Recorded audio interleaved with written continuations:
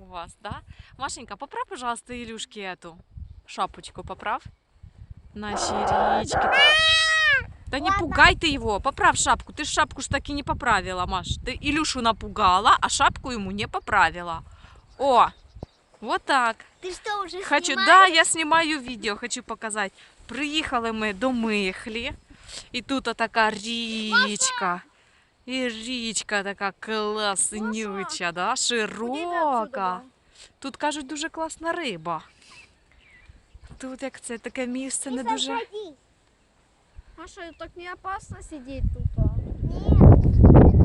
Ні, Мішка, не опасно, це ж так воно і треба. На природу приходять, сідають на травичку. Хочеш, ти можеш з Ілюшею сісти? На травичку хочеш, можеш сісти? Ні. Маша, не подсувайся, блин. Та нічого з нею не буде, Міш. Навіть якщо вона туди впаде, от приїхали машини, оставили. Ось такі тут ліса.